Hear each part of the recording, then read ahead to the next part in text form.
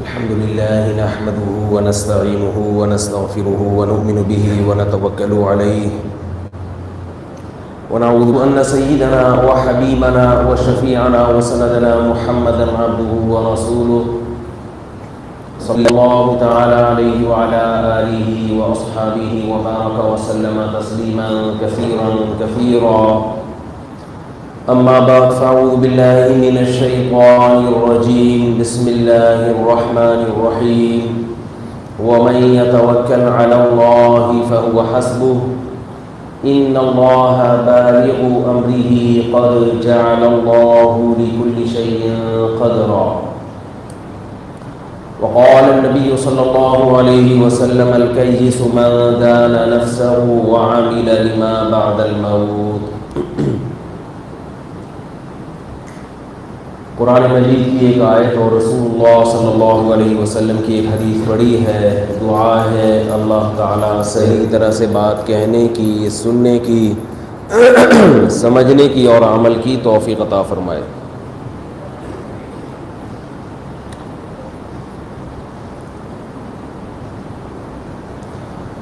آیت جو میں نے پڑھی ہے اس کا ترجمہ ہے وَمَن يَتَوَكَّلْ عَلَى اللَّهِ فَهُوَ حَسْبُهُ. جو شخص اللہ پر توکل کرتا ہے، اللہ پر اعتماد کرتا ہے تو اللہ اس کے لیے کافی ہو جاتا ہے. ظاہر ہے قرآن مجید کی آیت ہے تو اہم آیت ہی ہوگی. اس آیت سے متعلق 3 مضامین ہیں جن پر آج انشاءاللہ میں بات کروں گا. تھوڑی سی آواز اگر بڑھا دیں. 3 مضامین، پنکھوں کا شور بہت ہو رہا ہے نا. 3 مضامین ہیں آیت میں. ارشاد کیا فرمایا؟ جو اللہ پر توکل کرتا ہے اللہ اس کے لیے کافی ہو جاتا ہے. ترجمہ تو سمجھ میں آ گیا نا سب کے؟ کیا خیال ہے بھائی؟ توکل کا معنی اعتماد کرنا، انگلش میں کہتے ہیں ٹرسٹ کرنا. کہتے ہیں مجھ پہ ٹرسٹ کرو، مجھے اتنے لاکھ روپے دے دو، میں لے کے بھاگوں گا نہیں، ٹرسٹ کرو مجھ پہ. تو اللہ پہ ٹرسٹ کرو. اگر اللہ پہ ٹرسٹ کرو گے تو اللہ تمہارے لیے کافی ہو جائے گا. ٹرسٹ کرنے کا مطلب کیا ہے؟ پہلی بات تو اس آیت میں یہ ہے اللہ پر اعتماد کا مطلب کیا ہے، یعنی اس کے شرعی احکام کیا ہیں. نمبر 2، اللہ اس کے لیے کافی ہو جاتا ہے. اس کا کیا مطلب ہے؟ کیسے کفایت کرتا ہے اللہ، اس کے سارے کام کیسے بناتا ہے، اس کا مطلب کیا ہے؟ یہ 2 چیزیں بہت اہم ہیں. کہاں توکل کرنا ہے ایک بات، توکل کا مطلب کیا ہے دوسری بات، اور توکل کے نتیجے میں اللہ آپ کی مدد کیسے کرے گا، اس کا انداز کیا ہوگا، یہ ایک تیسری بات. سمجھ گئے بات؟ تینوں باتوں کو ہو سکتا ہے میں مدغم کر دوں اور تینوں باتیں ایک ساتھ ہی بیان کر دوں تو آپ نمبروں کے چکر میں زیادہ نہ رہیں، کیونکہ ایک بات جب سمجھائی جاتی ہے تو دوسری بات بھی اس کے ضمن میں بعض دفعہ آ جاتی ہے. اس میں پہلی بات تو ہمیں یہ پتہ چلی کہ دیکھو مسلمان میں اور غیر مسلم میں ایک بہت بڑا فرق ہے. غیر مسلم یا تو اللہ پر ایمان رکھتا ہی نہیں ہے، رکھتا ہے تو برائے نام. جو غیر مسلم اللہ کو نہیں مانتے وہ تو نہیں مانتے، ان کی تو بحث ہی نہیں ہے. اکثر غیر مسلم وہ ہیں جو اللہ کو مانتے ہیں لیکن برائے نام. گاڈ، او مائی گاڈ، یہ کیا ہو گیا گاڈ، بس اتنا گاڈ کی حد تک، یعنی لفظ کا استعمال ہے، باقی اس گاڈ کو اپنی زندگی سے بالکل نکال دیا. جبکہ مسلمان کی زندگی میں گاڈ کا بہت بڑا کردار ہے. یعنی مسلمان سمجھتا ہے کہ میری زندگی میں گاڈ کا بہت بڑا کردار ہے اللہ کا. بول لو بھائی آپ لوگ ایک ہفتے میں بالکل ہی سست ہو گئے, ایک ہفتہ سفر ہوا, ایک ہفتہ ناغا ہوا, دوبارہ سے ویسے ہی ہو گئے جیسے چھوڑ کر گیا تھا. مسلمان کی زندگی میں اللہ کا بہت بڑا کردار ہے, یعنی مسلمان کا یہ تصور ہے. ایسا خدا نہیں ہے جو آسمان پہ بس بیٹھ کر حکومت کر رہا ہے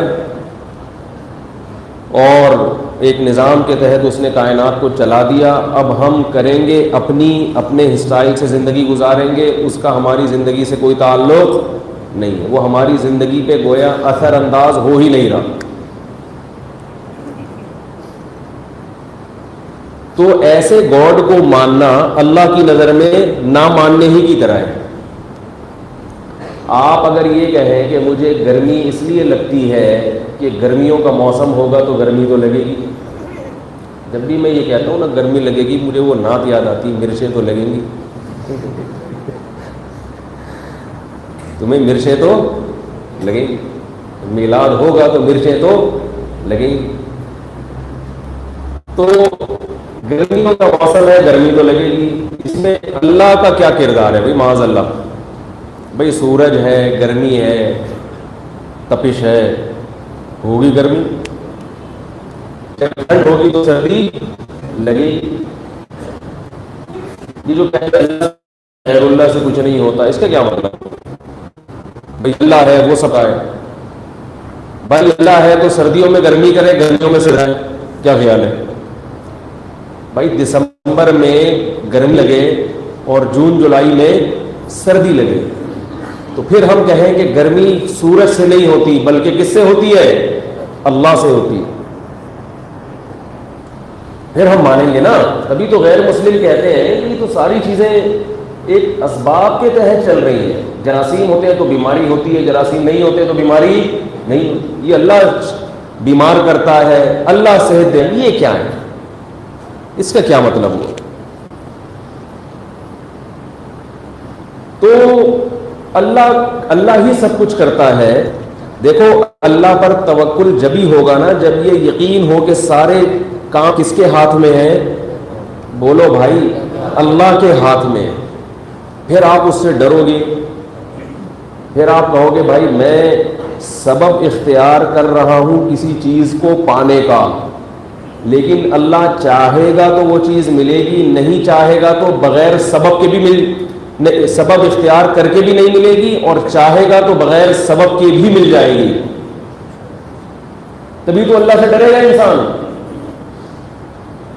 لیکن ہم جو کیلکولیشن کرتے ہیں تو اس کیلکولیشن میں جو جواب آ رہا ہوتا ہے وہ 2 اور 2 کتنے ہوتے ہیں؟ 4 ہوتے ہیں. جون میں کیا پڑتی ہے؟ گرمی, اور اس کی ایک لاجک بھی ہے.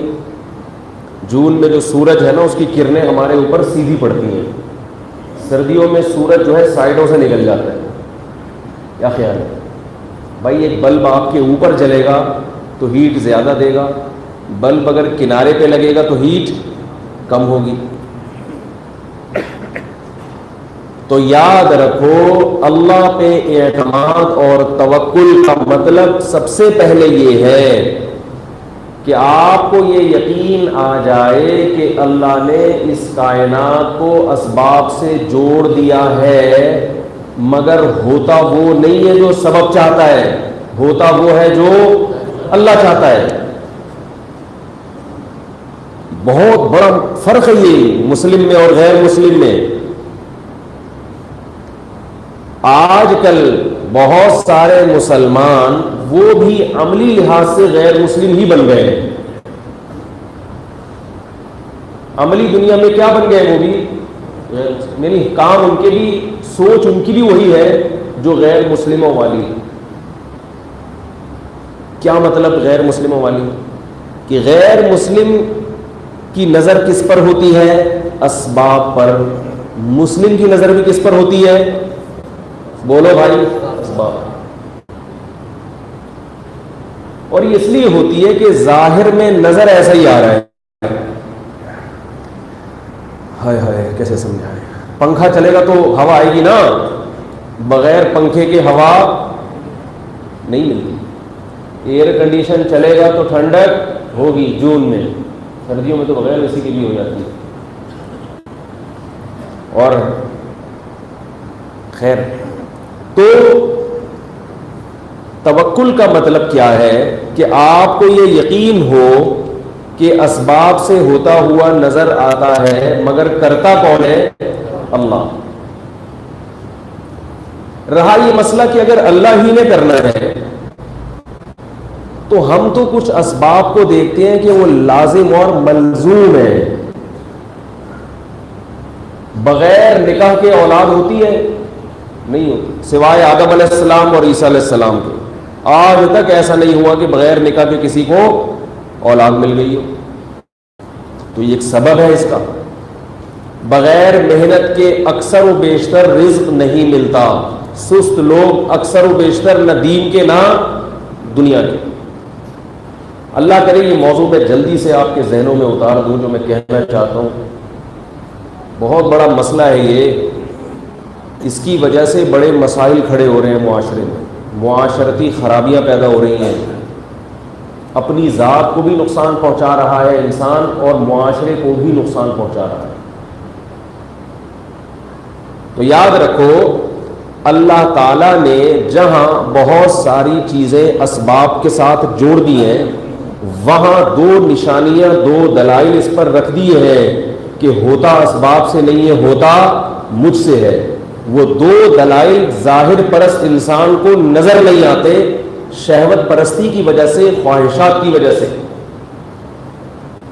آپ کو اگر بھوک لگی ہوئی ہو، بریانی ہے بڑی بہترین، آپ کا دل چاہ رہا ہے کہ میں ایک دم لپک لوں اس کے اوپر، کسی نے کان میں آ کے خبر دی کہ ذرا ہوشیار رہنا، اس میں زہر ملایا ہوا ہے۔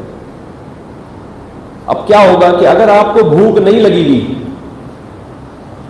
تو آپ کو ویسے ہی بریانی اچھی نہیں لگی، پیٹ بھرا ہوا ہے، تو آپ کہو گے بھائی زہر ملا ہوا ہے اس کو، چاہے وہ خبر جھوٹی بھی ہوگی نا تو آپ احتیاط کے پہلو کو ترجیح دیں گے۔ آپ کہیں گے بھائی خبر جھوٹی ہے، بولنے والا جھوٹا ہے، لیکن سچی بھی تو ہو سکتی ہے، احتیاطاً ایوائڈ کرو، ایک نوالا بھی نہ لو۔ لیکن اگر آپ کا دل للچا رہا ہے، شدید بھوک لگی ہے، کوئی شخص آ کے آپ کو خبر دے اس میں زہر ہے، آپ بولو گے یار فضول باتیں کرنے کی تمہاری عادت کبھی ختم نہیں، اچھا بھلا کھا رہا تھا، اے خام خامے جلدی یقین نہیں کرو گے اس کی بات کا، زیادہ غور و فکر نہیں کرو گے، ظاہری علامت دیکھو گے بھائی بندہ 2 نمبر ہے، کھاؤ یار کچھ نہیں ہوتا۔ زہر کی مثال تو چلو زیادہ ہو گئی، ایک آسان مثال اور دیتا ہوں۔ شوگر کے مریض کو بھوک لگ رہی ہے، لڈو رکھے ہوئے ہیں، آپ نے دیکھا کہ لوگ کیا کرتے ہیں، ڈاکٹروں کی ساری تحقیق ایک طرف، ابھی کھا لو یار پرہیز ورے سے۔ چلو اور آسان مثال دیتا ہوں کہ شوگر کے مریض بھی دنیا میں کم ہوتے ہیں۔ ہم دن بھر میں بہت ساری ایسی چیزیں کھا رہے ہوتے ہیں بلکہ ٹھوس رہے ہوتے ہیں جو ہماری صحت کے لیے 100% نقصان دہ ہیں، مگر اس موقع پر ہم کیا کہہ کے کھا لیتے ہیں کہ تھوڑا سا کھانے سے کچھ نہیں ہوتا، ابے جب آنی ہے تو موت آ جائے گی۔ ابے یہ ڈاکٹر خود بھی تو سگریٹ پیتے ہیں، کہتے ہیں کہ نہیں کہتے؟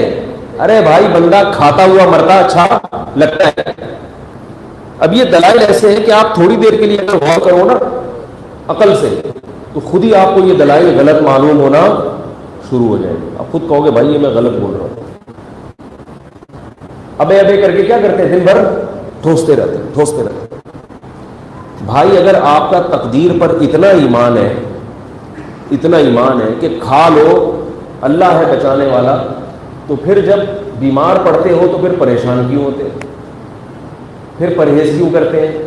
پھر آپ یہ کہا کریں کہ جیسے اس وقت میں نے کھایا ہے خوب تسلی سے، گٹکے بھی کھائے ہیں، کولڈ ڈرنک بھی پی ہے، چائے کے صبح شام 10 کپ بھی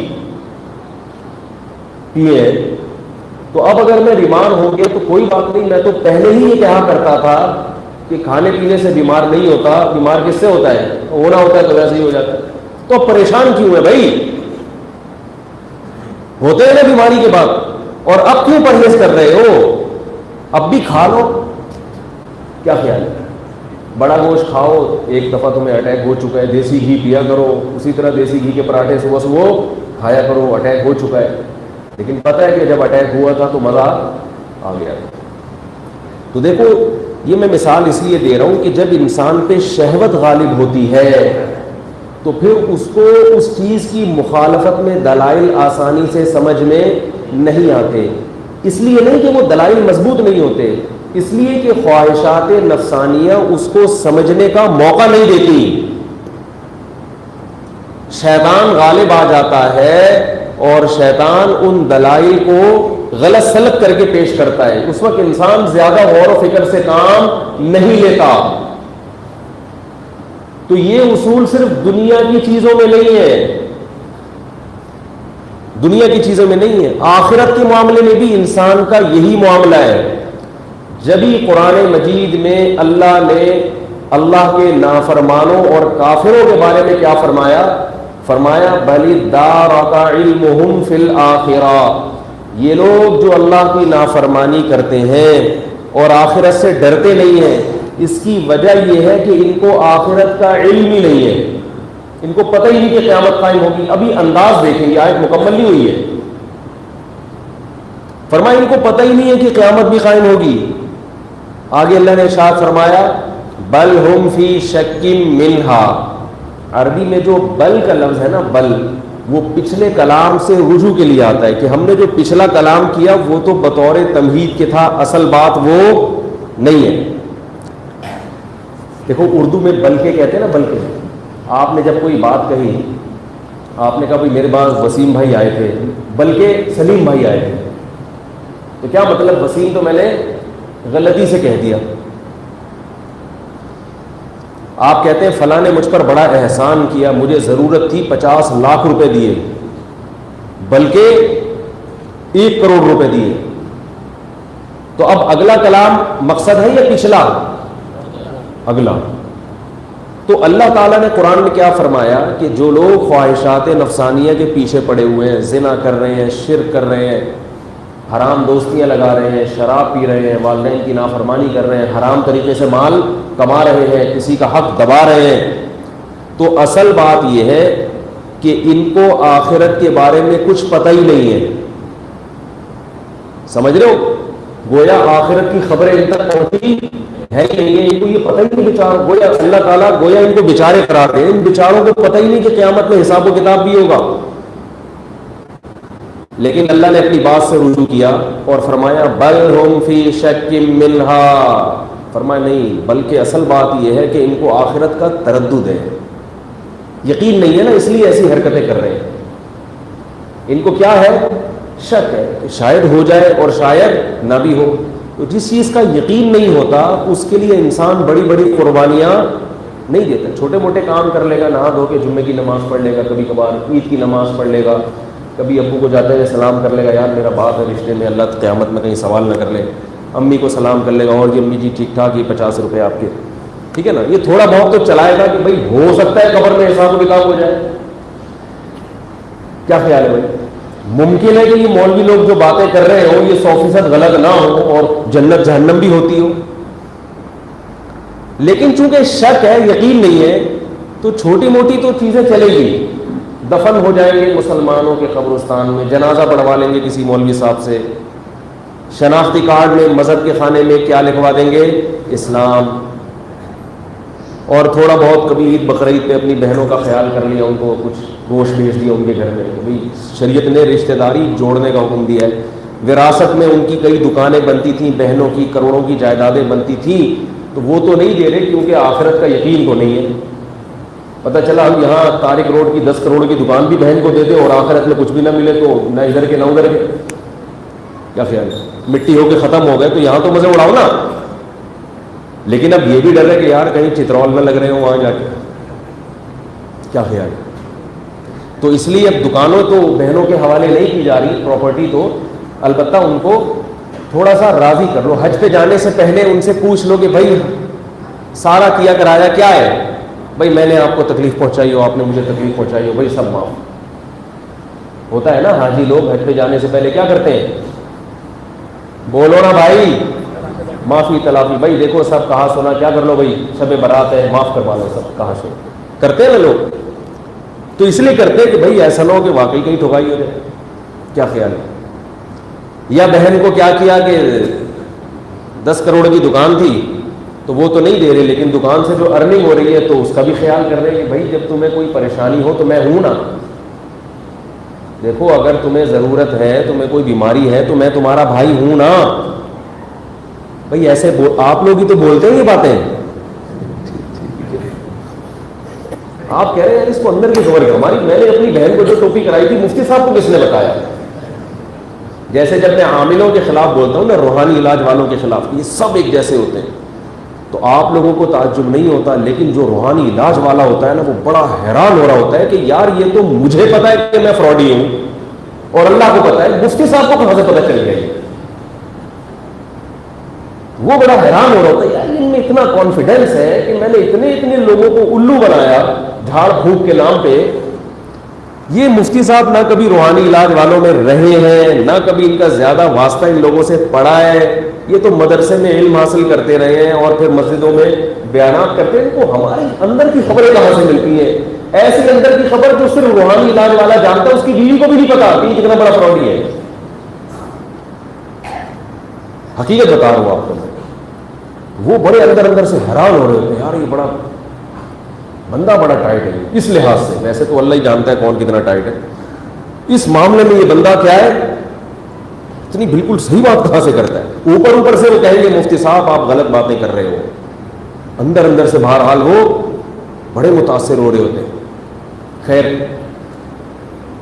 تو بہنوں کو جو ٹوپیاں شوپیاں کرائی جاتی ہیں وراثت کے نام پہ، بیوی کا مہر جس طریقے سے کیا جاتا ہے اور وغیرہ وغیرہ جو کچھ معاشرے میں ہو رہا ہے، تو ایسے تو ہم نہیں پیتے جیسے ہمارے سابق صدر صاحب پوری ملیں کھا گئے تھے. لیکن ہم اتنے اچھے بھی نہیں ہوتے کہ خود سے کسی کا حق وقت پہ جا کے ادا کر دیں کہ بھئی مجھے رات کو نیند نہیں آ رہی کیونکہ میں نے حدیث سنی ہے کہ رسول اللہ صلی اللہ علیہ وسلم کے پاس صدقے کے کچھ پیسے تھے، آپ کو رات کو نیند نہیں آئی جب تک یہ پیسے ٹھکانے نہ لگ جائیں. تو چونکہ بہن کی وراثت میرے پاس ہے اور ابھی تک ابا کی وراثت تقسیم نہیں ہوئی، ہم مشترکہ طور پر کھا رہے ہیں، اکثر و بیشتر میں زیادہ کھا لیتا ہوں، بہن کو کم ملتا ہے. تو ایسا نہ ہو میں اسی حال میں مر گیا تو میری تو ایسے کی تیسی ہو جائے گی، مجھے رات کو نیند نہیں آ رہی، لہذا جلدی سے اس کو تقسیم کر کے جس کا جو حصہ بنتا ہے اس کے حوالے کرو. اتنے نیک مارکیٹ میں کیا چل رہے ہیں؟ شارٹ چل رہے ہیں. نمازی ملیں گے آپ کو مارکیٹ میں وافر مقدار میں، حج کرنے والے مارکیٹ میں وافر مقدار میں ملیں گے، آپ سستے ہیں. عمرہ کرنے والے مارکیٹ میں آپ کو داڑیوں والے بھی مل جائیں گے انشاءاللہ، اور بہت ساری چیزوں میں دین میں مل جائیں گے آپ کو. کسی کا حق آپ پر بنتا ہو اور اس کے مانگے بغیر آپ کو یہ فکر ہو کہ جلدی سے اس کی جیب میں پہنچ جائے، ایسے لوگ مارکیٹ سے بولو بھائی شارٹ چلے، بہت ہی شارٹ ہے. میرا تو معاملہ پڑتا ہے نا. اور عجیب بات یہ ہے کہ اس زمانے میں یہ موضوع چینج ہو رہا ہے لیکن بس جلدی سے آ رہا ہوں. جب آپ کسی سے حق مانگتے ہیں نا تو وہ آپ کو ٹیڑھی نگاہوں سے دیکھتا ہے. یار ابھی 1 تاریخ کا میں نے کہا تھا، تو پہلی کا مطلب یہ تھوڑی کہ یار رات 12 بجنے سے پہلے تم میرے گھر پہ آ کے کھڑے ہو جاؤ. ٹھیک ہے 2 بھی ہو سکتی ہے، 3 بھی ہو سکتی ہے، تنخواہ تو ملنے دو. بھائی جب آپ کو پتا تھا کہ آپ کو پہلی کو تنخواہ نہیں ملے گی تو آپ نے اس سے پہلی کا وعدہ کیا کیوں؟ آپ 6 تاریخ کا وعدہ کرتے ہیں اس سے. اور اگر غلطی ہو گئی، انسان بھول جاتا ہے، تو آپ اس سے معذرت کریں کہ بھائی میں نے پہلی کا کہا تھا لیکن بہت معذرت، اس وقت میرے ذہن سے یہ بات نکل گئی تھی کہ 1 تاریخ کو مجھے تنخواہ نہیں ملی، 6 تاریخ کو میں آپ کے گھر پہنچا دوں گا انشاءاللہ. اور اگر تنخواہ نہیں ملی تو کسی اور سے قرضہ لے کے آپ کو دے دوں گا، پھر وہ جانے میں جانے. آپ کا حق بہرحال آپ کو دے دیا جائے گا. تو اللہ نے قرآن مجید میں کیا فرمایا؟ بل ادارک علمہم فی الآخرہ، فرمائیے جو اللہ کے نافرمان لوگ ہیں آخرت کے بارے میں ان کو سرے سے علم، گویا بیچارے قرار دے رہے ہیں اللہ تعالیٰ ان کو کہ یہ بیچارے ہیں، ان کو پتہ ہی نہیں.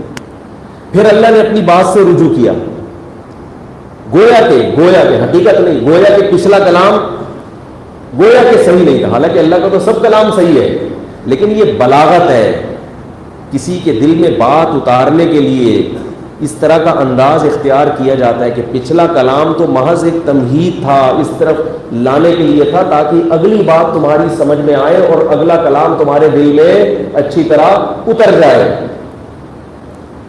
اگلا کلام کیا کیا؟ فرمایا نہیں، اتنے بھی بھولے نہیں ہیں کہ ان کو پتہ ہی نہیں، اصل میں ان کو پتہ ہے مگر کیا ہے؟ شک ہے، یقین نہیں ہے۔ تو اس شک کی وجہ سے تھوڑے تھوڑے دین کو فالو بھی کرتے ہیں، اور جہاں ذرا بڑی بات آتی ہے تو وہاں کیا کرتے ہیں؟ ڈنڈی مار لیتے ہیں۔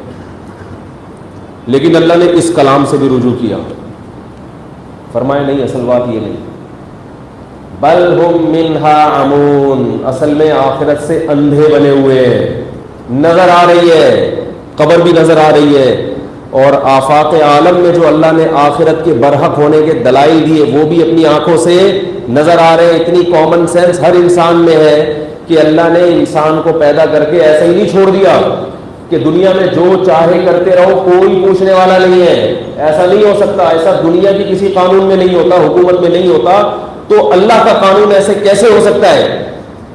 دنیا میں کوئی ایسی ریاست دیکھی تو جہاں جو چاہے کرو، کوئی پوچھنے والا نہیں؟ بولو بھائی، یہ حکومت پر الزام آئے گا کہ نہیں آئے گا؟ کسی ملک میں کوئی گورنمنٹ ہو اور اس ملک میں کوئی شخص دندناتا ہوا پھرے، لوگوں کو قتل کرتا پھرے، چیزیں چھینتا پھرے، ظلم کرتا پھرے، اور کوئی عدالتی نظام ہی نہ اس سے پوچھنے والا، تو یہ کرپٹ حکومت ہوگی کہ نہیں ہوگی؟ تو کیا اللہ پر یہ الزام لگایا جا سکتا ہے کہ اللہ نے اس نظام کو بنایا اور معاذ اللہ تعالیٰ رہے ہیں کہ ایک ایک انسان 100 انسانوں کا قاتل بھی ہے؟ یہاں پر لوگ ایسے کیسز بھی ہیں کہ باپ کو قتل کر دیا بیٹے نے، ماں کو قتل کر دیا وراثت کے چکر میں،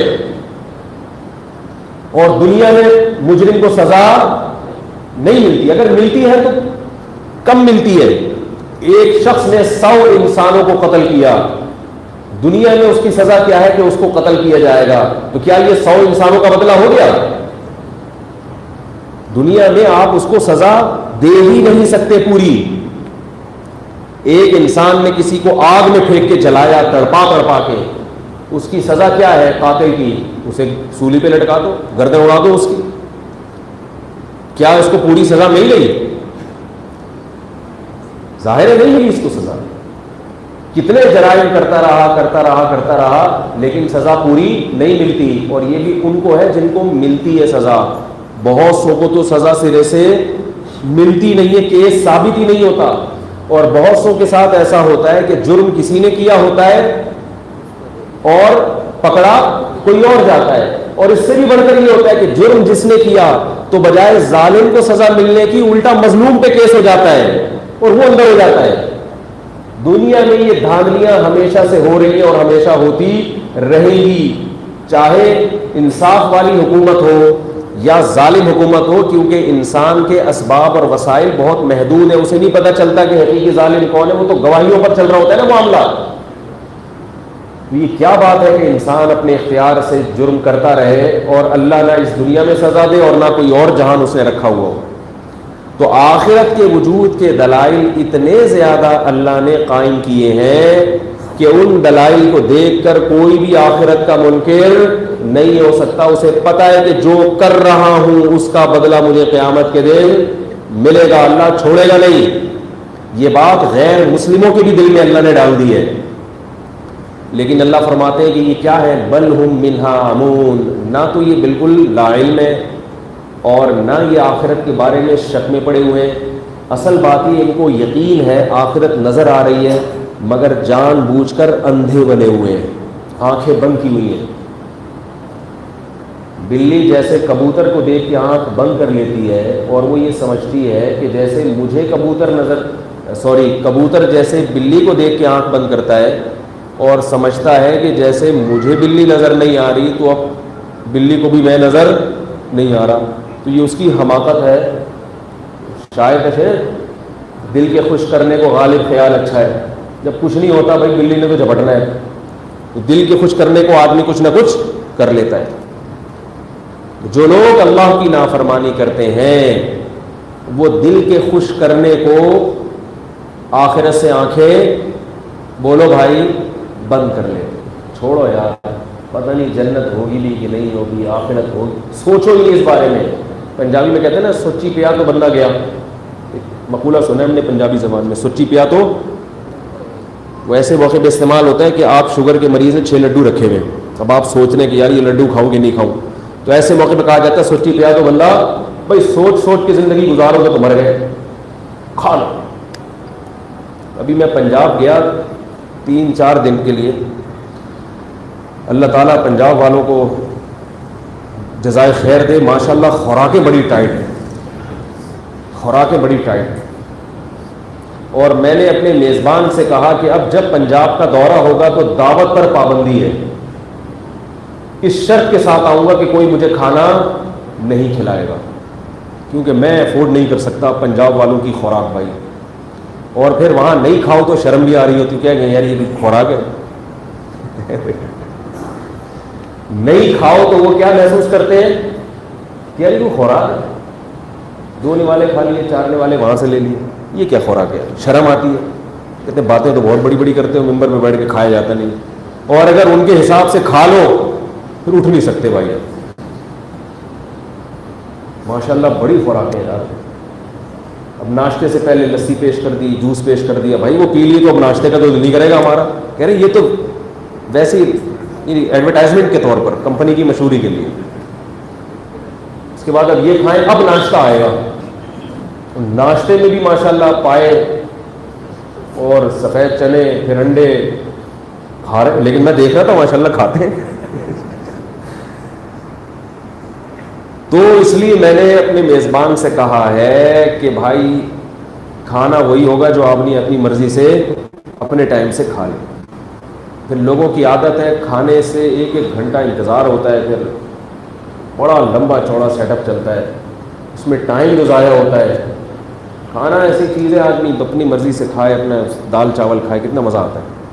ہلکی پھلکی خوراک ہے.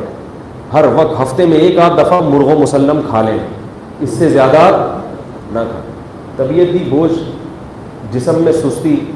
اب ایسے ہی پائے وائے پراٹھے کھا کے آدمی بیٹھے گا، بیان تھوڑی ہوگا، وہ تو دماغ سن ہونا شروع ہو جائے گا، نیند آنا شروع ہو جائے گی. تو اس لیے میں نے سخت پابندی لگائی ہے. پنجاب گیا تو کھانا نہیں کھاؤں گا. پنجاب والوں کی خوراکیں ٹائٹ ہیں بھائی، ہم کم از کم میں یہ خوراک افورڈ نہیں کرتا، بیمار ہو جاتا ہے آدمی. تو پتہ نہیں یہ کہاں سے کہاں بات آ گئی، یہ کیا کہہ رہا تھا میں، یہ بات کہاں سے ہے، کس پہ بات کر رہا تھا. بات تو جس پہ کر رہا تھا یہ یہاں ٹرن کی ادھر سے مار لیا ہم نے. خیر میں وہ مثال دے رہا تھا ہاں کہ بھائی سوچی پیا تو بندہ گیا، بندہ سوچ کے کھائے گا تو گیا. لہذا ان کا ایک مقولہ ہے کہ کھاؤ بعد میں سوچو کہ کتنا کھایا. اچھا ہم اپنے بعض رشتہ داروں کے گھر گئے لاہور میں، دور کے رشتہ دار تھے، وہ میرا بیان بھی نہیں سنتے تو اور غیبت بھی نہیں ہے، پتہ نہیں چلے گا کسی کو، بہت دور کے تھے. آدم علیہ السلام سے کوئی رشتہ ملتا ہے ہمارا.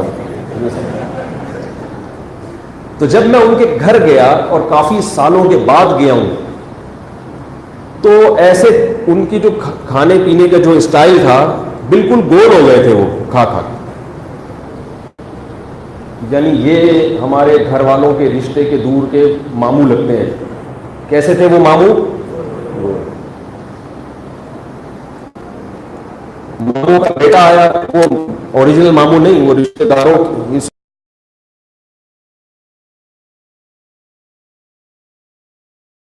بالکل کیسے تھے ماشاءاللہ گول. کیونکہ جب میں نے ان کا ناشتہ دیکھا اور ان کی جو کولڈ ڈرنک صبح سے شام وہ دھڑا دھڑ جو جا رہا ہے اس کو سب سے پہلے کولڈ ڈرنک رکھ لیا.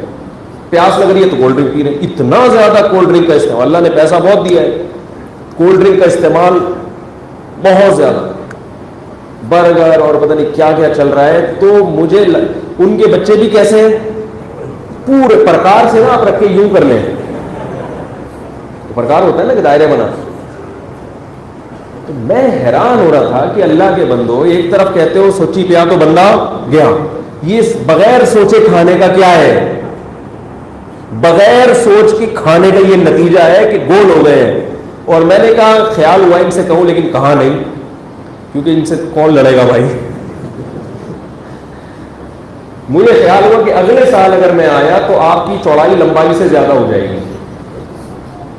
لمبائی ہوتی ہے نا, ویسے تو چوڑائی ہمیشہ کم ہوتی ہے, لمبائی زیادہ ہوتی ہے. ابھی تو گول ہی ہے, چوڑائی میں کیا ہو جائیں گے, کھائے جا رہے ہیں, بوتلیں پیے جا رہے ہیں. اور بات کرو کہ بھائی کیا کر رہے ہو اپنی جان پہ ظلم, تو کہتے ہیں سوچی پہ آتے بندہ ابھی جانے والا. یہی اسٹائل رہا, گئے. تو اللہ کے بندو اپنی جان پر رحم کرو, اتنا زیادہ مت کھائیں. سب نہیں کھاتے پنجاب میں, ایسا جو بہت سارے زیادہ کھاتے بھی ہیں تو ان کی خوراک اچھی ہے, ان کی صحت اچھی ہے, وہ اس سے پتہ چل جاتا ہے کہ بھائی کھا رہے ہیں مگر وزن نہیں بڑھ رہا. یہ وزن نہ بڑھنا اس کی علامت ہوتی ہے کہ جتنا کھا رہے ہیں ان کی باڈی کی ریکوائرمنٹ ہے. زیادہ کھانے سے میں منع نہیں کر رہا, میں کیا کوئی بھی منع نہیں کرتا, لیکن جتنی آپ کی باڈی کی ریکوائرمنٹ ہے اس سے زیادہ اگر کھائیں گے تو پھر گول ہونا. ایسے ایسی چیزیں میں نے دیکھی ہیں کہ ایسا لگ رہا تھا باقاعدہ سر لا کے رکھا ہوا ہے ان کے اوپر, گردن ہے ہی نہیں, یعنی ایک چیز رکھی ہوئی اس کے اوپر ایک سر لا کے فٹ کر دیا. گردن کہاں ہے بھائی, نظر ہی نہیں آ رہا. تو پھر بیمار بھی, پھر چڑچڑا دماغ بن جاتا ہے انسان کا جب اس طرح سے ہوتا ہے. رسول اللہ صلی اللہ علیہ وسلم نے ارشاد فرمایا بدترین برتن جو بھرا جائے وہ انسان کا معدہ ہے. سمجھ رہے ہو, سب سے بری جو بھری ہوئی چیز اللہ کو لگتی ہے وہ کیا لگتی ہے؟ مٹکا پانی سے بھرا ہوا اللہ کو برا نہیں لگتا, تسلے اور پلیٹیں خوراک سے بھری ہوئی اللہ کو بری نہیں لگتی, لیکن کسی انسان کا پیٹ لبالب بھرا ہوا یہ اللہ کو کیا لگتا ہے؟ برا لگتا ہے. تو اور ایک تو کھا بہت رہے ہیں, پھر کھا بھی غلط رہے ہیں. غلط چیز تو تھوڑی بھی نہیں کھانی چاہیے, اور غلط چیز بھی ہو اور کھا بھی. برگر اچھی چیز ہے, غلط چیز ہے, کبھی کبھار ٹھیک ہے چلتا ہے کھا سکتے ہیں. تو برگر کھائے جا رہے ہیں اور وہ بھی ٹھوسے جا رہے ہیں, پیزا کھایا جا رہا ہے اور وہ بھی ٹھوسا جا رہا ہے. پیزا تو ویسے ہی نہیں کھانا چاہیے, اور وہ بھی چلو کبھی کبھار کھا لیا, تھوڑا بہت کھا لیا, متزل العالیہ جو ملا کھا لیا, تو وہ بھی پیٹ بھر بھر کے کھا جا رہا ہے. بوتل تو ویسے ہی نہیں پینی چاہیے, اگر کبھی پی بھی لی ہے تو تھوڑی بہت پی لی, وہ بھر بھر کے جناب صبح شام کولڈ ڈرنک چل رہی ہے تو پھٹے گا بھائی, پھر پھٹے گا. تو یہ کیا کرتے ہیں پھر, کہتے ہیں بھائی بندہ کھاتا ہوا اچھا لگتا ہے, کھاتا ہوا کھاتے کے ٹائم تو اچھا لگتا ہے, اس کے بعد پھر کسی کو بھی اچھا نہ دیکھنے میں اچھا لگتا ہے, نہ چلنے میں اچھا لگتا ہے, اور بہت ساری چیزیں اس میں مسائل کھڑے ہو جاتے ہیں. لیکن بار بار میں کہتا ہوں ہر بھاری جسم والے سے بدگمان مت ہوا کریں. بہت سے لوگوں کی باڈی کا اسٹرکچر ہی ایسا ہوتا ہے, میں نے بڑے بڑے علماء دیکھے بہت بھاری جسم والے, بہت زیادہ وزن ہے مگر کھاتے بہت تھوڑا ہیں. تو اس کا یہ مطلب نہیں ہے کہ کسی بھاری جسم والے کو آپ دیکھیں تو بدگمان ہو جائیں. یہ قدرت کی طرف سے بھی چیزیں ہوتی ہیں. صحابہ کرام میں بہت سے ایسے تھے جن کا جسم بہت بھاری تھا, حالانکہ وہ بہت کم کھایا کرتے تھے. اور میں نے بھی علماء کو, بہت سے علماء کو دیکھا ہے جن کی خوراک بہت تھوڑی ہے مگر اللہ نے جسم کی باڈی ایسی بنائی ہے. تو میں یہ کہہ رہا ہوں کہ ایسے ہی گناہ کرتے ہوئے ہمارے دل میں, جیسے کھاتے ہوئے ہم کہتے ہیں نا سوچی پیا تو بندہ گیا, سوچ کے کھاؤ گے تو گئے. تو یہ شیطان ہے جو ہمیں بری چیز پہ اچھائی کا لیبل لگا کے بہکا دیتا ہے. خواہشات کی غلامی انسان کو اندھا کر دیتی ہے. اسی طرح گناہ کے وقت انسان یہ سوچتا ہے کہ آخرت ہے یا نہیں ہے, چھوڑو اس بحث میں پڑھنے کی ضرورت نہیں ہے, اور اگر آخرت ہوگی بھی تو اللہ کیا ہے, غفور رحیم, معاف کرنے والا ہے, توبہ کر لیں گے, یہ کر لیں گے, وہ کر لیں گے. اس طرح کی چیزیں شیطان کر کے آپ کو آخرت سے غافل کر دیتا ہے. تو توکل ایسی چیز ہے, توکل, اس میں بھی شیطان کا حملہ بالکل اسی طریقے سے ہوتا ہے. شیطان آپ کو یہ تو دکھاتا ہے کہ اسباب سے چیزیں جڑی ہوئی ہیں, لیکن بہت سارے مواقع ایسے ہوتے ہیں جہاں اسباب کے بغیر بھی کام ہو رہا ہوتا ہے. شیطان آپ کی نظر وہاں جانے نہیں دیتا. نہیں یاری میرا غلط. کتنے لوگ ہیں بد پرہیزی کے باوجود صحت مند رہتے ہیں, کتنے لوگ ہیں پرہیز کے باوجود بیمار ہو جاتے ہیں. کم ریشو ہے لیکن ایسا ہوتا ہے, یہ اللہ کی قدرت اور طاقت ہے. کتنے لوگ ہیں مال کے تمام وسائل اور اسباب اختیار کر لیے, اس کے باوجود غریب کے غریب. اور کتنے لوگ ہیں نہ پڑھائی کے نہ لکھائی کے, سارا دن ٹائم ضائع کرتے ہیں مگر ایسی قسمت جاتی ہے کہ لوگ چھاپنے کی مشین بن جاتے ہیں. ہمارے حضرت ایسے موقع پہ فارسی کا ایک شعر پڑھا کرتے تھے. وہ فارسی تو مجھے چونکہ نہیں آتی لہذا مجھے شعر کا مفہوم یاد رہ گیا. فرماتے تھے کہ یہ جو بادام ہے نا، بادام کا تیل، یہ خشکی دور کرنے کا بہت بڑا ذریعہ ہے. بادام کا تیل پیا کریں، بہت اچھی چیز ہے، بشرطے کہ اپنے سامنے نکالا ہوا ہو. بادام کا جو تیل ہے وہ صحت کے لیے بے انتہا. آپ اگر صبح ناشتے میں دودھ میں 2 چمچے بادام کا تیل ڈال کے پئیں تو آپ کی طبیعت فٹ فاٹ ہو جائے گی. کولیسٹرول بھی جسم سے ختم ہوگا. بادام کا تیل کولیسٹرول کو، جو خراب کولیسٹرول ہے اس کو ختم کرتا ہے، اچھا والا کولیسٹرول پیدا کرتا ہے. آنکھوں میں چمک، دماغ، یعنی ڈرائی فروٹ میں اوور آل سب سے بہتر ڈرائی فروٹ بادام ہے. یہ ویسے جنرل نالج کے لیے آپ کی بتا دی میں نے بات، اس کا توکل سے کوئی تعلق نہیں ہے. کتنی مفید غذا ہے. لیکن بعض دفعہ ایسے ہوتا ہے کہ بعض لوگوں کو بادام کا تیل پینے سے خشکی بڑھ جاتی ہے، بال گرنا شروع ہو جاتا ہے، اسکن اور کھردری ہو جاتی ہے ان کی. یہ ہے ری ایکشن ہو گیا نا، کہتے ہیں دوا کا کیا ہو گیا، ری ایکشن ہو گیا، ری ایکٹ کر لیا اس نے. جو چیز خشکی دور کرنے کے لیے تھی اللہ اپنی قدرت سے اسی کو خشکی کا ذریعہ بنا دیتا. ایسا بھی ہوتا ہے بعض دفعہ، ہر دوا میں ایسا ہوتا ہے. طاقت کی دوائیں کھا رہے ہیں اور بیمار ہو گیا. کتنے واقعات ہیں، ڈاکٹر کے پاس علاج کے لیے گئے، کوئی بڑی بیماری نہیں تھی، ڈاکٹر نے علاج کیا اور بندہ مر گیا. ہوتا ہے کہ نہیں ہوتا؟ اب کیا وہ ڈاکٹر آپ کا دشمن ہے جو آپ کو موت کے گھاٹ اتارنا چاہتا ہے؟ ظاہر ہے وہ اس کی تو آپ سے کوئی دشمنی نہیں ہے. ڈاکٹر بھی مایا ناز پہنچا ہوا، لیکن اللہ تعالیٰ اسی دوا کو آپ کی موت کا ذریعہ بنا دے. ڈاکٹر جو مسیحا تھا، جس کے ہاتھ میں اللہ نے شفا رکھی تھی، اسی کے ہاتھ میں اللہ نے آپ کی موت کا، بولو بھائی، انتظام کر دیا. یہ دن رات ایسے واقعات ہوتے رہتے ہیں، صبح و شام ہم اپنی آنکھوں سے یہ چیزیں دیکھتے رہتے ہیں. لیکن خواہشات ہمیں ان چیزوں کی طرف جانے سے روک دیتی. خواہشات جو ہے نا ہمیں یہ چیزیں ہٹا دیتی ہیں ہمارے ذہن سے. تو اسی لیے مسلمان کا یہ عقیدہ ہے کہ اصل اختیارات کس کے پاس ہیں؟ بولو بھائی، اللہ کے پاس ہے. اب جب اصل اختیارات اللہ کے پاس ہے تو اب ہمیں کرنا کیا ہے؟ کیا ہم اسباب کو چھوڑ دیں یا ہم اسباب ہی کو سب کچھ بنا لیں؟ تو یہ بہت اہم بات ہے، اس کو خوب اچھی طرح سمجھیں. دیکھو اللہ پہ اعتماد اور توکل جو ہے نا، اس کا مطلب یہ ہے کہ جو اسباب ایسے ہیں کہ جن پر نتیجہ لازمی مرتب ہوتا ہے، تو اس میں اللہ نے اپنے عمل سے بتا دیا کہ اس میں تمہیں سبب بہرحال اختیار کرنا پڑے گا. سبب اختیار کیے بغیر مجھ پہ نظر رکھنا جائز نہیں ہے. جیسے آپ کو اولاد چاہیے تو نکاح کرنا پڑے گا کہ نہیں کرنا پڑے گا؟ کیسے سمجھائیں؟ اب آپ کہو کہ عیسیٰ علیہ السلام جیسے بغیر باپ کے پیدا ہو گئے تو اللہ مجھے بغیر بیوی کے اولاد دے دے، میں اللہ سے دعا مانگوں گا اولاد ہو جائے گی، اور میں اللہ پہ نظر رکھتا ہوں، میں دنیاوی اسباب پہ نظر نہیں رکھتا. تو یہ صحیح، آپ کی سوچ صحیح ہوگی یا غلط ہوگی؟ اب آپ مولوی صاحب کے پاس ہیں، مولوی صاحب میرے لیے دعا کر دیں میرے 6 بچے ہو جائیں. مولوی صاحب کہہ رہے ہیں بھائی بیوی کا علاج کراؤ، بانجھ ہے، کیا مسئلہ ہے؟ بھائی بیوی تو ہے ہی نہیں، تو بھائی پھر کہاں سے ہو جائے گی اولاد؟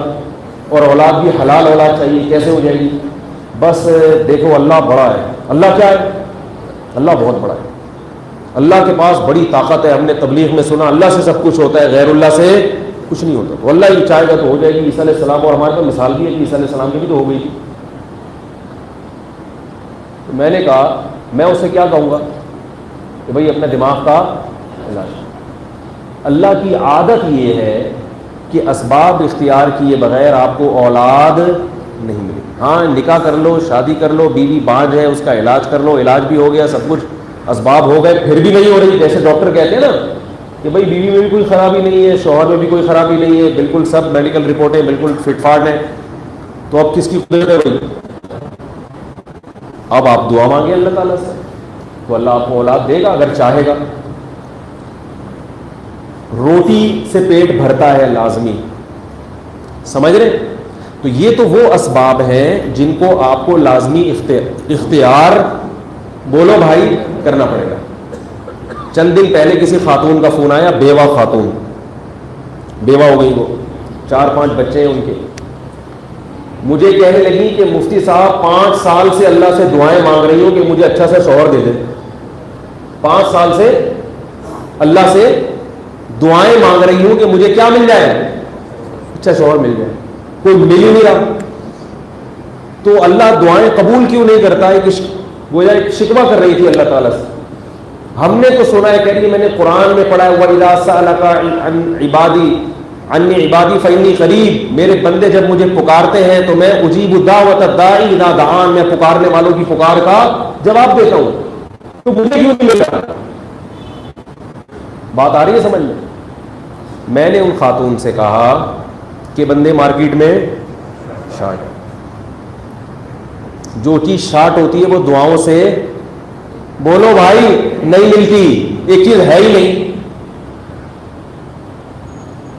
ہے ہی نہیں, دعا سے تھوڑی ملے گی, کیونکہ اس چیز کا جو سبب تھا وہ آپ نے اختیار کیا ہی نہیں ہے, لہذا وہ چیزیں مارکیٹ میں کیا ہو گئی, شارٹ ہو. اب میں نے کہا کہ بندے مارکیٹ میں شارٹ ہیں. آپ کہیں گے بندے تو اتنے بیٹھے ہوئے ہیں نا. تو بھائی یہ بندے بندے نہیں ہیں. نکاح کے معاملے میں یہ بندے کیا بن جاتے ہیں, عورت بن جاتے ہیں. جہاں ان سے شادی کی بات کرو کہتے ہیں شادی وادی کیا ہوتی, شادی کیا ہوتی. مفتی صاحب ہر وقت شادی کی باتیں کرتے رہتے ہیں, لگتا ہے تم ان کے بیان میں بیٹھے ہو. اس کا مطلب ہے یہ بندہ بندہ بولو بھائی نہیں ہے. بندہ تو وہ ہوتا ہے جس کو عورت کی طرف رغبت ہوتی ہے, وہ چاہتا ہے کہ میرے نکاح میں زیادہ سے زیادہ عورتیں جمع ہو, اس کو بندہ کہتے ہیں. اسے سمجھایا یار, آپ کہو گے بات ادھر ہی آ گئی, لیکن مثال ایسی دوں گا نا جو سمجھ میں آئے گی. یہاں بھی ہے کہ ماں باپ بھی دعائیں مانگ رہے ہیں, اللہ بچیاں جوان ہو گئی, رشتہ نہیں مل رہا. بھائی رشتے شارٹ ہے, مارکیٹ میں ہے ہی نہیں. شادیاں کرنا چھوڑ دی مردوں نے, 40-40 سال کی عمر ہوتی ہے, بندے شادی نہیں کرتے. اور جو کرنے والے ہیں وہ ایک ایک پر اکتفا کر کے بیٹھے ہوئے ہیں. قوم کی بیوہ عورتوں کی تعداد بڑھتی جا رہی ہے, کنواریاں گھر میں بوڑھی ہو رہی ہیں, اور یہ بندہ تاجر ہے, یہ بندہ نمازی ہے, یہ بندہ حاجی ہے, مگر یہ بندہ نہیں. بندے کا مطلب آدمی, مرد. اللہ نے عورت کو عورت بنایا اس لیے کہا کہ ایک میاں ہوگا تمہارا. مرد کو مرد بنایا ہے اس لیے کہا تمہارے لیے ایک کافی نہیں ہے, تم آدمی ہو تم. مگر یہ آدمی اب آدمی بولو بھائی نہیں. یہ کہہ رہے ہیں جیسے میری بیوی کے لیے میں کافی تو میرے لیے بھی ایک عورت کافی. بہت کڑوی باتیں جو کر رہا ہوں میں, جبکہ مرد میں اللہ نے یہ ڈیزائرز زیادہ رکھی. جانوروں میں دیکھ لو, ایک مرغا کے ساتھ ایک مرغی رکھو, تھوڑے دیر میں مرغا آپ کو کاٹنا شروع کر دے گا. وہ کہے گا کیا مزاق ہے بھائی میرے ساتھ, میں مرغا ہوں.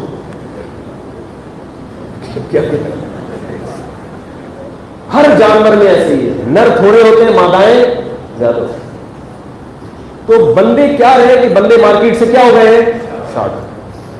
بندہ رہا, اس میں عورت کی طرف رغبت ہی نہیں ہے, یا اگر ہے تو وہ یہ سمجھ رہا ہے کہ پتہ نہیں کیوں ہے, خانقاہ میں بیٹھ کے اس کا علاج کراؤ, بزرگ سے اصلاحی تعلق قائم کرو کہ مجھے شادی کا دل کیوں چاہ رہا ہے.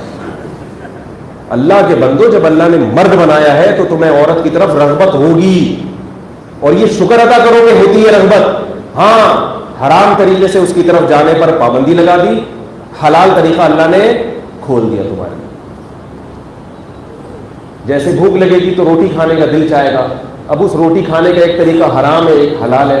حرام یہ کہ کسی کی جیب سے پیسے چرا کے روٹی خریدیں, یا تندور کی روٹی چرا کے بھاگیں.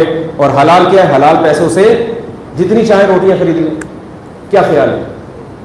اب ایک روٹی سے پیٹ نہیں بھرا, دوسری روٹی کی خواہش پیدا ہو رہی تو شیخ کو خط لکھ رہا ہے اصلاحی تعلق کہ حضرت میں بہت ہی پاگل ہو گیا ہوں, مجھے ناشتے میں 2 پراٹھے کھانے پڑتے ہیں. شیخ کہہ رہے ہیں کہ آپ اصلاحی تعلق قائم کریں, آپ کو ایک پراٹھے کے ہوتے ہوئے دوسرا پراٹھا کیوں اچھا لگا. یہی ہو رہا ہے آج کل, یہ چل رہا ہے. بھائی اگر دل چاہ رہا ہے اور واقعی بھوک ہے تو اس کا مطلب صحت اچھی ہے ماشاءاللہ. پنجاب والوں کو جو میں کہتا ہوں نا زیادہ کھاتے ہیں, برائی نہیں کرتا میں, صحتیں اچھی ہیں, پھر بھی تھوڑا سا ان سے بول رہا ہوں احتیاط کرو. بعض لوگ گول ہو گئے, سارے گول نہیں ہیں, اس میں بہت سے ماشاءاللہ فٹ فاٹ بھی ہیں, اور پنجاب میں جا کے بھوک خود بخود بڑھ جاتی ہے, پانی اچھا ہے, ہوا اچھی ہے. تو اب بندے ہی شاد ہے. وہ خاتون بیچاری رو رہی تھی, کہہ رہی تھی کہ لوگ مجھ سے رابطہ کرتے ہیں دوستی کرنے کے لیے, شادی کرنے کے لیے کوئی رابطہ, کہہ رہی تھی کہ میں دوسری بیوی بننے کے لیے بھی تیار ہوں, مگر مرد تیار نہیں ہوتے. اب آپ مجھ سے فون نمبر نہ مانگیں, میرے پاس ان کا نمبر نہیں ہے. شادی دفتر کھول لیا ہے عدیل عارف صاحب نے, اذان ٹی وی والوں نے, وہ ان سے رابطہ کریں آپ. میں ان چیزوں میں, کیونکہ میری یہ فیلڈ نہیں ہے. عدیل عارف صاحب ہیں اذان ٹی وی والے, وہ شادیاں وادیاں کراتے ہیں, انہی کی ذمہ داری پر آپ ان سے رابطہ کر سکتے ہیں. ان کے پاس ہول سیل کے حساب سے بیوہ عورتیں موجود ہیں, طلاق یافتہ بھی, بیوہ بھی, قوانی بھی, ہر طرح کے رشتے. تو دعاؤں سے کام نہیں چلے گا یہاں پر, کیونکہ جیسے بغیر نکاح کے اولاد نہیں ہو سکتی, تو مرد جب تک جلدی نکاح نہیں کریں گے اور ایک سے زیادہ بیویاں نہیں رکھیں گے, ان عورتوں کی دعائیں قبول نہیں ہوں گی. جوڑ دیا اللہ نے سارا سیٹ اپ ایک دوسرے کے ساتھ. تو اسباب جو حقیقی اسباب ہیں وہ اختیار کرو, پھر نظر کس پہ رکھو. اچھا, خواتین کو بھی یہ ہوتا ہے کہ پوری زندگی بڑھاپے میں نکال دیں مگر کسی کی دوسری بیوی نہیں بننا, یہ بھی بہت بڑی مصیبت ہے.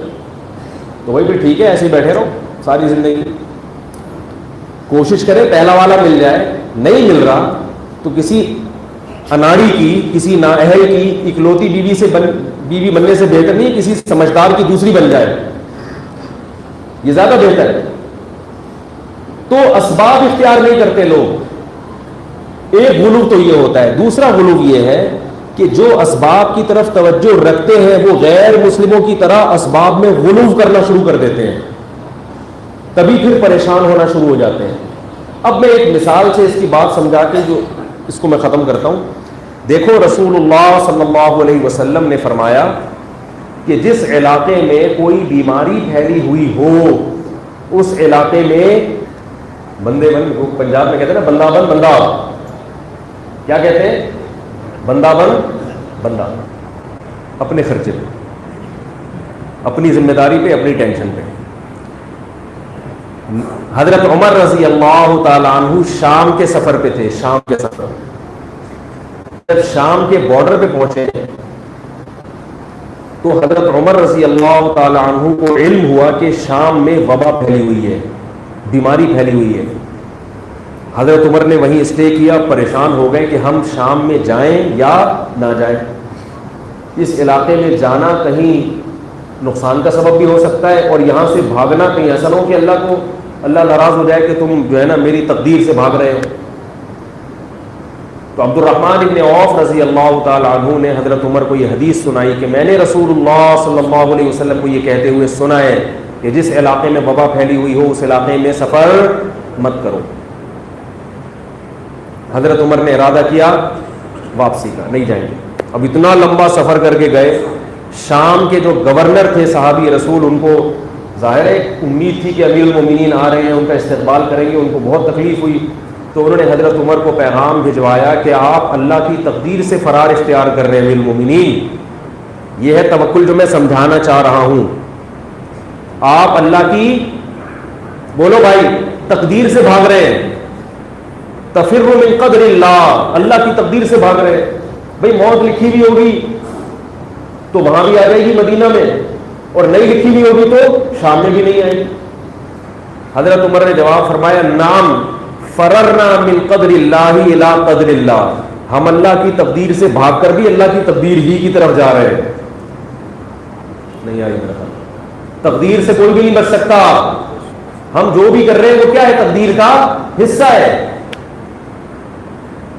ایک طرف تو یہ ہے اسباب میں احتیاط. اتنا لمبا سفر کر کے امیر المومنین گئے ہیں, اور حضرت امیر المومنین موت سے ڈرتے بھی نہیں تھے, مگر پھر بھی احتیاط کتنی کی جا رہی ہے, بھائی کوئی بات نہیں, واپس اپنے آپ کو آزمائش میں مت ڈالو. سارے کام ادھورے چھوڑ کے, سارا سفر ادھورا چھوڑ کے واپس ہو گئے. لوگ باتیں بھی بنا رہے ہوں گے, ڈر گئے, جیسے اس طرح کے فتنہ پرست لوگ تو ہوتے ہیں نا, بھائی ویسے تو بڑی باتیں کرتے ہیں کہ موت سے نہیں ڈرتے, اور یہ اور اتنا لمبا سفر کر کے آئے, اب موت سے ڈر گئے. واپس بھاگ رہے ہیں. فرمایا کچھ بھی نہیں, نبی کی حدیث آ گئی ہمارے سامنے اور ہمیں نبی نے اصول بیان کر دیا, بس جو باتیں بناتا ہے ہم تو احتیاط کو ترجیح دیں گے. لیکن ساتھ ساتھ حدیث میں ایک دوسرا پہلو بھی ہے. فرمایا جس علاقے میں وبا پھیلی ہو اس علاقے کے لوگ علاقہ چھوڑ کر فرار, بولو نا بھائی, مت ہو. پہلی والی حدیث سے تو آپ بہت خوش ہو رہے ہیں. اس علاقے کے لوگوں کو وہاں اسی تقدیر پر صبر کرنے کا حکم ہے, ان کو بھاگنے کی اجازت نہیں ہے. کیوں؟ علماء نے اس کی مختلف حکمتیں بیان کی ہیں. اس لیے کہ اگر اس علاقے سے بھاگنے کی اجازت دے دی جائے تو جن کے پاس وسائل ہوں گے وہ تو بھاگ جائیں گے, اور پیچھے بیچارہ غریب طبقہ بیماریوں میں, بولو نا بھائی, سڑتا رہے گا, پریشان رہے گا.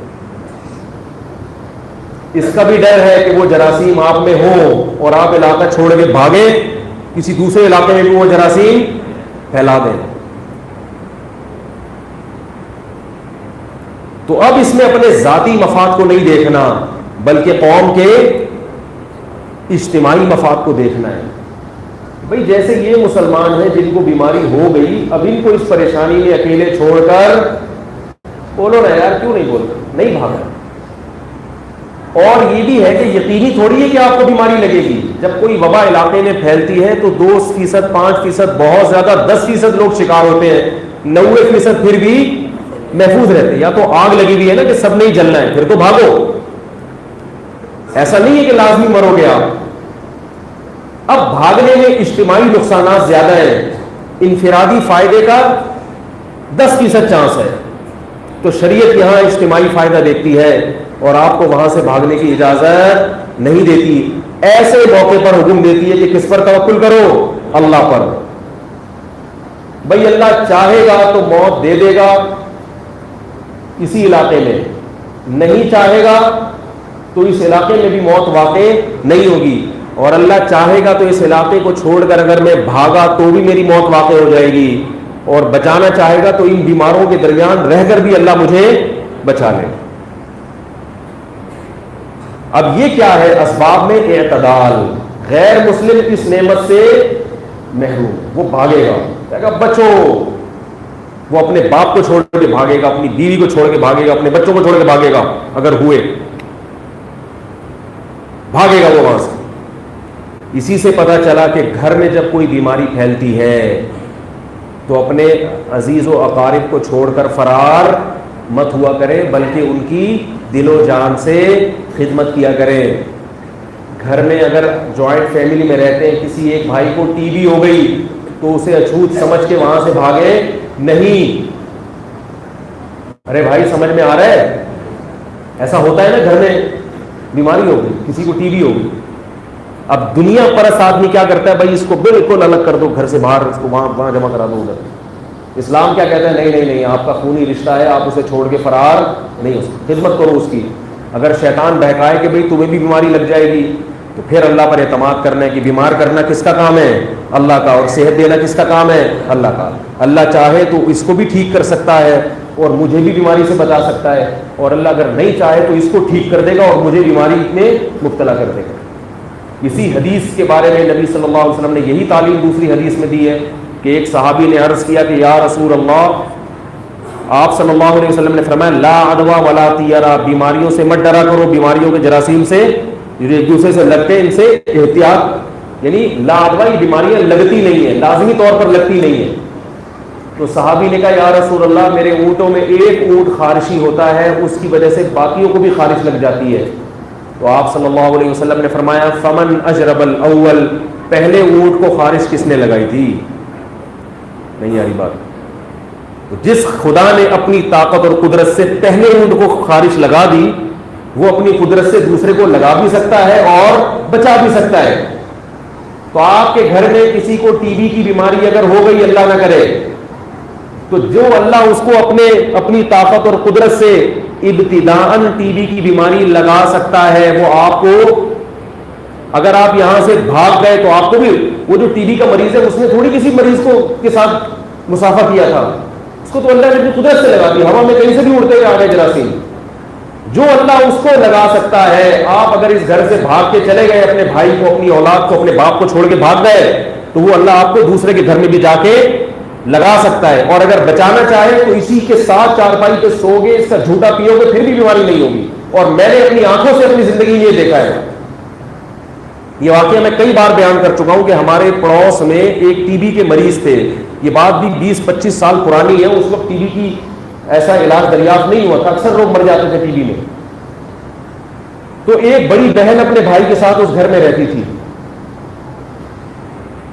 تو وہ, میں ان کے گھر جب کبھی جاتا تھا بچپن میں, تو وہ بیچاری اپنے بھائی کی اتنی خدمت کر رہی تھی. اس کے گود میں اٹھا کے واش روم لے کے جانا, ٹی بی کے مریض کو گود میں اٹھا کے واش روم. یہ توکل ہے کسی میں؟ اس کو کہتے ہیں توکل. اس کو کیا کہتے ہیں؟ اللہ پر اعتماد. کہ اللہ نے حکم دیا ہے رشتہ داری جوڑو, توڑو مت, خدمت کرو اس کی. تو اٹھا کے کہاں لے کے جا رہی ہے؟ Wash room. 3-4 سال اس نے اپنے سگے بھائی کے ساتھ اس طرح کلوز ہو کے وقت گزارا ہے. اور روتی تھی کہ میں اپنے بھائی کو اکیلا, بولو بھائی, آج کل یہ رشتے مارکیٹ میں نہ بہنوں کو بھائیوں سے ایسی محبت, نہ بھائیوں کا محبت. وہ بھی اس کی وراثت کھا رہا ہے, وہ بھی اس کو کھا رہا ہے, اس کا حق دبا رہا ہے, اس کا حق دبا رہا ہے. بہن بھائی اول تو ہوتے ہی نہیں, ایک آدھی ہوتے ہیں. زیادہ ہو تو پھر محبتیں بھی ہوتی ہیں. ہر چیز شارٹ چل رہی ہے. ہر چیز کیا چل رہی ہے؟ پیسہ چل رہا ہے مارکیٹ میں بہت. سارے کام پیسے سے نہیں ہوتے میرے بھائی. اس ٹی بی کے مریض کے پاس پیسہ ہوتا تو علاج تو پھر بھی اس کا جو بھی ٹریٹمنٹ تھی وہ تو ہو ہی رہا تھا. لیکن صرف پیسہ ہونا کافی نہیں ہے. صرف پیسہ ہوتا اور یہ محبت نہ ہوتی تو اس کی خدمت نہ ہوتی. مریض کو خدمت بھی چاہیے, محبت بھی چاہیے. تو کیسے بیچاری اٹھا اٹھا کے لے جاتی. ہم ان کے گھر جاتے ہوئے ڈرتے تھے. ہم بچے تھے, چلے جاتے تھے. لوگ کہتے تھے یہ ٹی وی لگ جائے گی, ٹی وی لگ جائے گی. ہم جاتے کبھی کبھار چلے جاتے ہیں, تو دیکھتے تو آئیں کیا ہو رہا ہے. ہماری بھی ان سے سلام دعا تھی. میں بھی چلا جایا کرتا تھا, گھوم پھر کے آتا تھا, دیکھتا تھا کہ کیا ہو رہا ہے. تو وہ بیچارہ تو بھائی مر گیا تھوڑے دنوں میں. لیکن بہن آج تک الحمدللہ, حالانکہ وہ اس وقت ایجڈ تھی, وہ خاتون اس وقت ان کی عمر زیادہ تھی. اس وقت وہ ان کا شمار ایجڈ عورتوں میں ہوتا تھا, معمر عورتوں میں ہوتا تھا. 20-25 سال سے بھی شاید زیادہ ہو گئے ہوں. میں بالکل چھوٹا سا بچہ تھا اس وقت. اب تک وہ خاتون الحمدللہ جنہوں نے 3 سال اپنے ٹی بی کے مریض بھائی کے ساتھ بالکل چپک کے زندگی گزاری ہے, آخری دم تک اس کی خدمت کی ہے, وہ اب بھی الحمدللہ, بولو بھائی, زندہ ہیں. کتنا بڑا ثواب انہوں نے اپنے اعمال میں جمع کر لیا. نہیں یار کیا کریں, کتنی بڑی نیکی انہوں نے اپنے, کیونکہ رشتہ داروں کی خدمت, جو قریبی رشتہ دار ہوتے ہیں, ان کے چونکہ والدین نہیں تھے نا, تو اور کون خدمت کرتا. وہ بھائی بھی تھا کنوارا, کوئی بیوی بچے بھی نہیں تھے. اور اگر بیوی بچے ہوتے بھی تو وہ بھی چھوڑ چھاڑ کے بھاگ جاتے. ایدی سینٹر میں جمع کراؤ ان کو, اللہ ماشاء اللہ کسی کو اللہ نے تقویٰ دیا ہو. تو وہ آج تک الحمدللہ کیا ہے؟ زندہ ہیں. یہ مطلب ہے وَمَن يَتَوَكَّلْ عَلَى اللَّهِ فَهُوَ حسبہ. جو اللہ پر اعتماد کرتا ہے, اللہ اس کے لیے, بولو یار, کافی ہو جاتا ہے. تو ہمیں اسباب پر نظر نہیں رکھنی, مگر اسباب کے معاملے میں غلو بھی نہیں کرنا. کوئی ایسا طریقہ اختیار کرنا جس سے اللہ ناراض ہو رہا ہو. پیسہ بچانے کا ظاہری سبب کیا ہے کہ آپ خرچ نہ کریں, یہ ہے نا. بالکل روک کے رکھیں تو آپ کا بینک بیلنس بڑھتا چلا جائے. خود بھی گن گن کے کھائیں, بہت تھوڑا تھوڑا کھائیں. جیسے وہ ایک کنجوس تھا نا, وہ کھاتا نہیں تھا. ایک دن اس کے بچوں نے کہا ابو دیسی گھی چاہیے, دیسی گھی چاہیے, دیسی گھی چاہیے. کبھی کھلاتا نہیں تھا کہ بھائی پیسے خرچ کرنے سے کیا ہوتے ہیں, ختم ہوتے ہیں. تو ایک دن بالآخر دیسی گھی لے کر آیا, اور ڈبہ میں بھی گھی لگا ہوا ہوتا ہے نا اوپر سے کچھ. تو بچوں نے کہا کہ بس ڈبے سے لگا کے کھاؤ. جب ڈبہ بالکل اچھی طرح چمک جائے گا, صاف ہو جائے گا, پھر اندر سے گھی ہم کھولیں گے, ڈھکن کھولیں گے ہم. یہ پیسہ بچانے کا بہترین طریقہ ہے یا نہیں ہے؟ اب ایک دن وہ سفر پہ جا رہا تھا, تو ڈبے کو الماری میں بند کر کے تالا لگا کے چلا گیا. یار کہ بچہ ڈبہ کھول کے ہی نہ کھا جائے. بچے بھی کنجوس کے بچے تھے. تو وہ کیا, جب واپس آیا نا, یہ کنجوس واپس آیا, تو بچوں سے پوچھا بیٹا دیسی گھی کو ہاتھ تو نہیں لگایا؟ انہوں نے کہا نہیں ابو, ہم نے الماری نہیں کھولی, الماری پہ ہم روٹی لگا لگا کے کھاتے رہے. ہم کیا کرتے ہیں؟ تو اس نے ایک تھپڑ مارا, کہہ رہا کمبختوں کچھ دن گھی کے بغیر تم لوگوں کا گزارا نہیں ہوتا. تو پیسہ بچانے کا ایک طریقہ یہ بھی ہے, اور یقیناً بچے گا. آپ کے بینک میں 1 کروڑ روپے پڑے ہوئے ہیں, اگر آپ خرچ نہ کریں تو وہ 1 کروڑ رہیں گے, نظر تو یہی آ رہا ہے.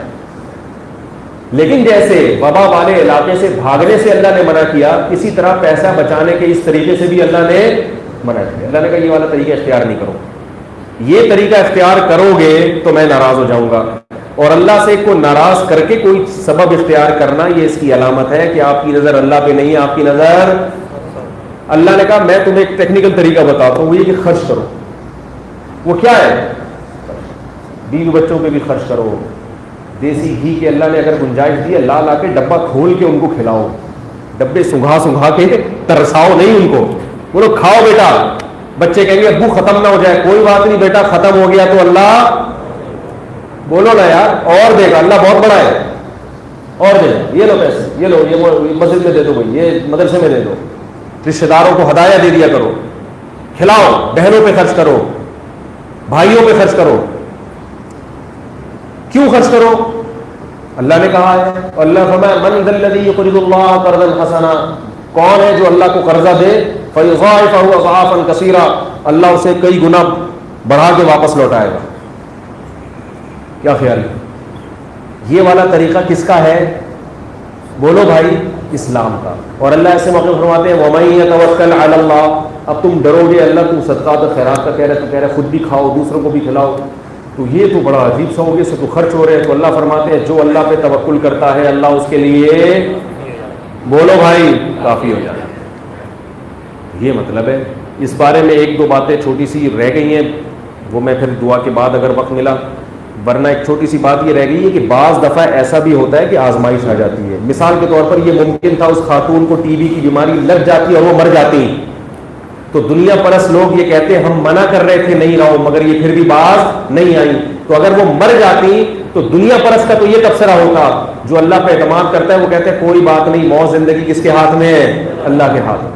اگر یہ خدمت نہیں بھی کرتی تو وہ بھی مری جاتی, بس اللہ نے اس طریقے سے مارنا تھا تو موت دے دی, شہادت کی موت دے دی. کیونکہ نبی نے فرمایا کہ جس علاقے میں وبا پھیلی اور آپ نہیں بھاگے, مر گئے تو شہادت کا اجر ملے گا, کیونکہ آپ نے اللہ پر اعتماد اور توکل کیا ہے. تو یہ معمولی موت نہیں ہے. تو توکل کا یہ مطلب نہیں ہوتا کہ جو نتیجہ ہم چاہ رہے ہیں وہی ملے. توکل کا مطلب یہ ہوتا ہے کہ جو بھی نتیجہ نکلے گا یہ یقین رکھا جائے کہ یہ ہمارے لیے بہتر ہوگا. سمجھ میں نہیں آ رہی, آ گئی کا. اللہ تعالی ہم سب کو سمجھنے کی, عمل کرنے کی توفیق عطا فرمائے. ہمارے